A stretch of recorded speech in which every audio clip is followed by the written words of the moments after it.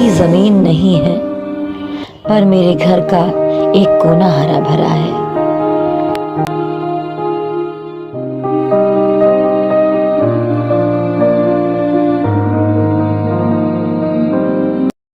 अभय ज्ञान प्रोडक्शन में आप सबका हार्दिक स्वागत है, वंदन है। आइए मिलवाते हैं आपको देश की एक ऐसी जानी मानी राइटर से, लेखिका से, जो हंस, कादम्बनी, बागात तमाम बड़ी बड़ी पत्रिकाओं में आप छपती रहती हैं। आज हमारे सम्मुख हैं बरेली की निरुपमा अग्रवाल जी। हम आपका बहुत बहुत स्वागत करते हैं। निरुपमा जी, हम आपसे जानना चाहते हैं कि ये आप जो कविताएं लिखती हैं, कहानियां लिखती हैं, कितने वर्ष की उम्र से ये कहानियां आप लिख रही हैं? लिख तो हम 10-11 साल की उम्र से रहे हैं। अच्छा। पहली कविता जो लिखी थी वो स्कूल में प्रोग्राम होना था जी। तो हमने कहा नहीं, हम अपना लिखा हुआ देंगे। नाना जी मैनेजर थे, इसलिए कोई दिक्कत नहीं हुई। हमने उसी में एक्शन में को तैयार किया बहुत अच्छी और बात। 6 लड़कियों के साथ मिलकर पहला प्रोग्राम अपनी जिंदगी का मैंने लाइव दिया। वो लोगों को जो इंस्पेक्टर ऑफ स्कूल्स वगैरह थे बहुत अच्छा लगा और उस समय उन्होंने मुझे 5 रुपए दिए थे। क्या बात है, क्या बात है। वो जो प्रोग्राम आपने पहली कविता सुनाई थी, क्या आपको याद है? वो मैंने देशभक्ति पर लिखी थी, क्योंकि कार्यक्रम 15 अगस्त पर था। वो थी, हे पुष्प गुलाब तू खिल जा, मैं भेंट तेरी दूंगी भारत माँ के मस्तक पर। बाकी इतना याद नहीं है ठीक से। ये कविता किसकी है? आपकी? ये मैंने खुद लिखी थी, उस उम्र में लिखी थी। अच्छा अच्छा अच्छा, ये बहुत अच्छी बात है। अच्छा, ये कविता लिखने की प्रेरणा आपके अंदर कहाँ से आई? बहुत कुछ समाज में ऐसा होता है जो अच्छा होता है, या कई ऐसा होता है कि इतना विद्युताएं होती है, इतनी विसंगतियां होती हैं कि वो मेरे मन को हमेशा से कचोटती थी और कहीं मन पर गहरे असर करती थी कि ऐसा हो रहा है तो हो क्यों रहा है, क्यों नहीं इसके बारे में कोई कुछ बोलता है, क्यों नहीं महसूस करता है। खासकर वो गरीब लोग, क्योंकि मेरे समय में जब बहुत छोटे थे तो जातिगत वो विषमताएं बहुत ज्यादा हुआ करती थी। फिर जब उनको हम सोचते सोचते हम उनको लिखना शुरू करते थे, तब तो ये भी नहीं पता था कि ये कविताएं होती हैं। अच्छा निरुपमा जी, हम आपसे ये जानना चाहते हैं, हंस, कादम्बनी, बागात तमाम बड़ी बड़ी पत्रिकाओं में आप छपती रहती हैं, तो कौन कौन सी कहानियां आपने लिखी हैं? कौन सी कहानी जो आप ऐसी है जो आपके हृदय को आपने जो लिखी हो? हालांकि सभी कहानियां आपको छूती होंगी, लेकिन जिस कहानी में आपको लगा हो कि हमने कुछ लिखा है, ऐसी कौन सी कहानी है जो आपने? देखिए, एक जैसे माँ को अपने सभी बच्चे प्यारे होते हैं, तो यूँ तो मुझे अपनी सारी कहानियां बहुत प्यारी हैं, लेकिन मेरी ज्यादातर कहानियां मेरे पति से बहस में चल गई। अच्छा। जिसने मुझे सुकून दिया वो कादम्बनी में छपी मेरी पहली कहानी थी, अहिल्या इनकार न कर सकी। एक्स्ट्रा मैरिटल अफेयर पर है वो कहानी, लेकिन मैंने ये नहीं प्रूव किया है कि एक्स्ट्रा मैरिटल अफेयर होने चाहिए। इसको मैंने अहिल्या के माध्यम से किया है।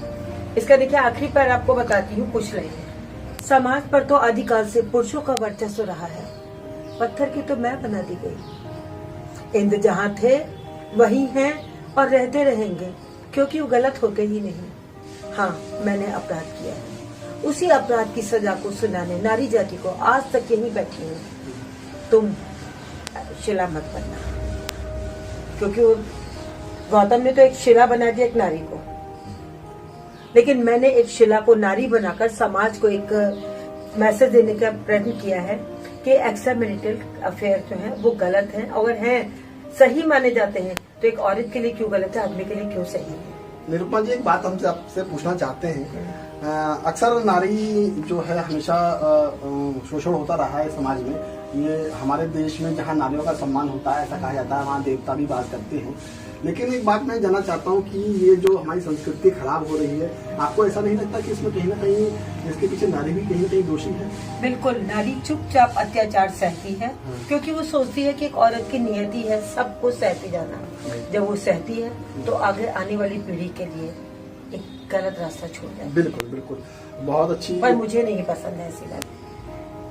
हंस में जो कहानी छपी थी उसमें चमार टोली की पढ़ी लिखी लड़की है जो सिर्फ इसलिए अत्याचार सहती है क्योंकि उसकी सास को ये लगता है कि मेरा एक लौता बेटा है, अगर ये बीवी के कहने में चला तो कहीं उसी का ना हो जाए, तो उस पर अपनी वो पकड़ बनाए रखना चाहती है। लेकिन वो लड़की शुरू में तो थोड़ा सा दबती है, लेकिन बाद में वो एकदम बोल्ड होती है और अपने अधिकारों के लिए आवाज उठाती है। तो जब पंचायत में उसकी बात चल रही थी तो वो पंचायत में खड़ी होती भरी सभा में कहती है, छिमन सरपंच जी, ये न्याय अन्याय, धर्म अधर्म ईश्वर ने न्याय बनाए हैं, तुम पंचन के बनाए हैं, मैं न्याय मानती। और वो कहती है कि सुन लो कान खोल के, मैं अपना घर भी छोड़ रही हूँ, हमारे माँ बाप को बिरादरी में शामिल रहने दियो। और उसके बाद रमोला से कहती है, चल रमोला, वही मैम साहब को घर दिखा दो, जहाँ वो नौकरी करके अपनी रोजी रोटी चलाकर खुश रहेगी। बहुत अच्छी बात है निरुपमा जी, आपने दलित समाज को की जो विषमताएं हैं उनको उठाया है और आपके कहानी में कहीं ना कहीं दर्द मिलता है और कहीं ना कहीं पीड़ा होती है, तो वो कभी उसे अपनी कलम पर उतारता है। और हम ये जानना चाहते हैं निरुपमा जी कि आपकी कौन कौन सी किताबें आ चुकी हैं, कितनी कहानी की, कितनी कविताओं की, कौन कौन सी कितनी किताबें आपकी आ चुकी हैं? पहली चीज तो अभी आपने कहा अपनी पीड़ा। एक बार मुझसे किसी अखबार के इंटरव्यू में किसी ने पूछा था कि अपनी पीड़ा, तो मैंने उनसे कहा था कि देखिए चमार टोले से मेरा दूर दूर तक कोई लेना देना नहीं है। इसके बाद मेरी दूसरी कहानी जब हंस में छपी थी, इसके बाद एकदम से उस कहानी को मैंने बहुत हाई फाई पढ़े लिखे फैमिली की कहानी दी है। उसमें भी वो लड़की जो है, बल्कि चमार टोले की लड़की बोल्ड है, वो इतनी बोल्ड नहीं है, वो बाद में जाके बहुत मुश्किल से बन पाती है और वो भी उसे दादी का सहारा लेना पड़ता है। तो ये पीड़ा सिर्फ अपनी होगी नहीं होती है, कई बार समाज से बहुत अच्छे से पीड़ा उठ जाती है। ये बात आपको देखिए, किताबों का नाम बताने से पहले उपन्यास का बताते हैं। हमने जब उपन्यास लिखा था वाल्मीकि समाज पर, तो उसमें मेरे साथ बस जो पॉइंट मैंने सोचा था कि लोग कहते हैं सवर्ण और दलित जाति, ऐसा नहीं है। दलित जाति में भी अपर और लोअर दो जाति हो जाती है। जैसे जाटों ने सारा ज्यादातर आरक्षण वगैरह को हथिया लिया और कम पढ़े लिखे या अनपढ़ होने के नाते वाल्मीकि समाज पीछे रह गया, बैकफुट पे आ गया। उस कहानी में मैंने एक कोई बहुत जाने माने एक नेता है, ये मनोज सपलिया जी, तो इन्होंने मुझसे पूछा कि निरुपमा जी ये इतनी व्यथा आपने कहाँ से उठाई। तब मैंने उनको बताया कि बचपन में मैंने ये सब कुछ देखा था कि किस तरह से यूं फेंक के रोटी दी जाती थी और किस तरह से लोग शादी में जूठन बटोरते थे। जो मैंने सुना है आपने अपने नाम के आगे से अग्रवाल भी हटा दिया है, निरुपमा नाम से आप कविताएं लिखती हैं, बहुत अच्छी बात। लेखक की कोई जाति नहीं, बिल्कुल उसकी कोई जात कोई लेखक सबका होता है, लेखक के सब होते हैं, इसलिए केवल अपने नाम से। कौन कौन सी काव्य संग्रह आपके प्रकाशित हो चुके? मेरा पहला काव्य संग्रह आया था इंद्रधनुष अनुभूति के, उसके बाद मैंने बहुत साल तक कुछ नहीं मतलब छपाया। कौन सा प्रकाशन से आया था? वो आया था अनुभव प्रकाशन से। इसके बाद फिर बहुत सालों के बाद फिर कोई मुझे मिले मार्गदर्शक जिन्होंने मुझे स्पीड पकड़ाई, लिखिए लिखिए लिखिए लिखिए, कुछ डर से, कुछ उनको ये जताने के लिए कि हम बेवकूफ नहीं हैं, हम भी स्पीड पकड़ सकते हैं। ये सोच के मैंने अपने आप को बिल्कुल डुबो दिया। जाड़े में लिखते लिखते हाथ बर्फ हो जाते थे, मुझे पता नहीं होता था कि ठंड आ गई है। गर्मी में सिर पे धूप आ जाती थी, पता नहीं होता था। और 1.5 साल में मैंने एक उपन्यास, एक कहानी संग्रह, बहुत अच्छी, एक कविता संग्रह, बहुत 3 चीजें मेरी एक साथ, आगे पीछे में तो कुछ महीनों का अंतराल से आई, और एक कविता संग्रह मेरा प्रेस में रहा। बहुत अच्छी बात है। अच्छा, कौन कौन सी संस्थाओं से आप जुड़ी हुई हैं, हम ये हमारी जानना चाहते हैं। अंतर्राष्ट्रीय किसान समिति से जुड़े हुए हैं और सृजन मेरी अपनी संस्था है जिससे हमने बहुत बड़े बड़े प्रोग्राम किए हैं। कमलेश्वर जी, सेरा यात्री, ममता कालिया, रविंद्र कालिया, बहुत बड़े बड़े राइटर्स इसमें आए हैं। इसके बाद फिर बरेली की भी कई संस्थाएं हैं जिससे हम जुड़े हुए हैं।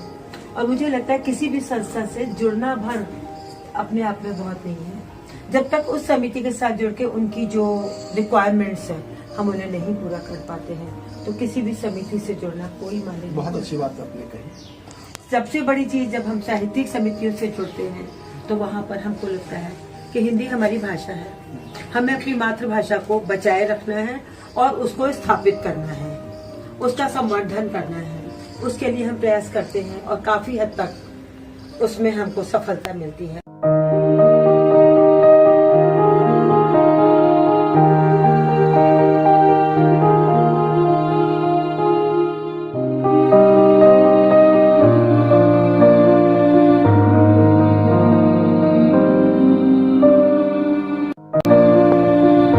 माना कि कच्ची जमीन नहीं है, पर मेरे घर का एक कोना हरा भरा है।